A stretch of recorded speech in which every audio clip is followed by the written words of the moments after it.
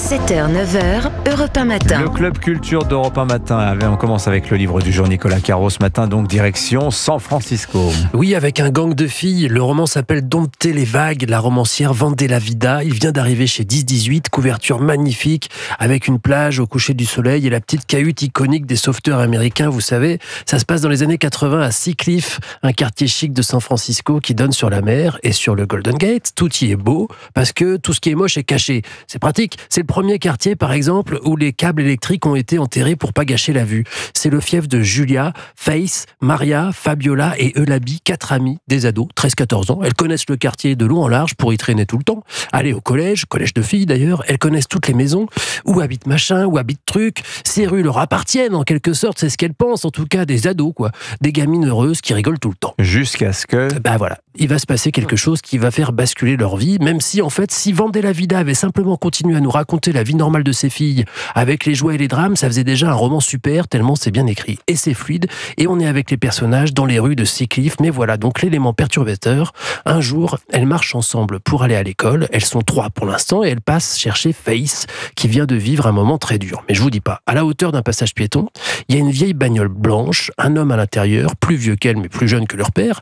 Il leur fait signe et il leur demande l'heure. Bon, Eulabi regarde sa Swatch, 8 heures, le type remercie et elles s'en vont. Mais quelques mètres plus loin, Maria Fabiola leur demande « Vous avez vu ce qu'il était en train de faire pendant qu'il parlait ?» Sous-entendu des choses choquantes. Julia dit « Mais oui !» Pourtant, Julia, elle regardait pas. Et Eulabi dit « Mais pas du tout, il faisait rien, il a juste demandé l'heure. » Ensuite, elle rejoignent Faith qui décide de croire Maria Fabiola. Et ça remonte jusqu'au bureau du directeur, puis la police. Les filles sont convoquées. Eulabi maintient qu'elle n'a rien vu, mais elle est mise de côté parce que tout le monde croit Maria Fabiola. Et tout ce petit monde va s'effondrer au fur et à mesure du roman. Et puis tout réapparaîtra parce que c'est comme les fils électriques, on n'a fait qu'enfouir, cacher ce qui est, mais c'est quand même là. C'est un très très très bon roman. Il y a du Virgin Suicide dedans et du Joyce Carol Oates. Voilà, Génial. Dompter les vagues, donc c'est en format poche chez 10-18.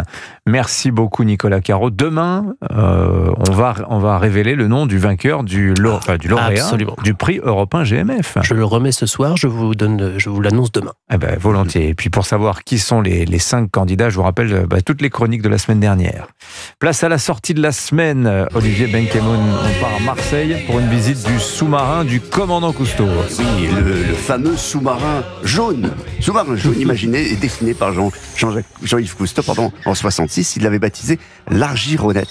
Et il avait pensé comme une maison sous la mer autonome et propulsée. Rebaptisé le Saga dans les années 80, ce gros beau bébé de 28 mètres était capable d'embarquer 6 plongeurs pendant 21 jours en autonomie.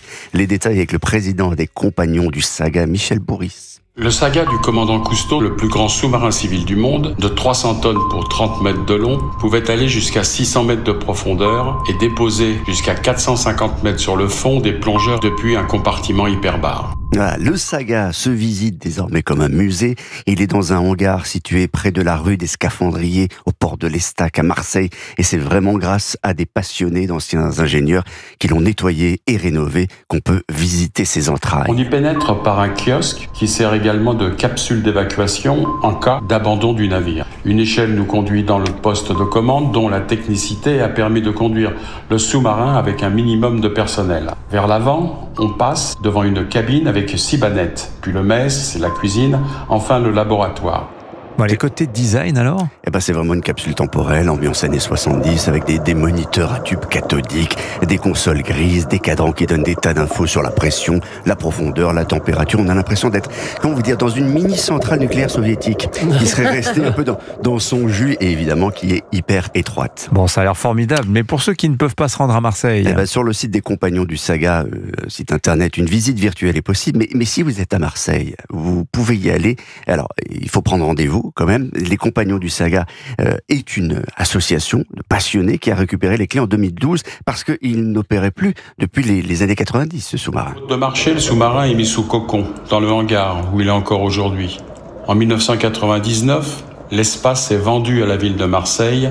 Le sous-marin, toutefois, reste dans l'oubli. Les lieux sont squattés, mais pas de dégâts à l'intérieur du navire. Et c'est une chance. Voilà. Dernière chose, Cousteau n'a jamais pu plonger dans son beau sous-marin jaune. Non.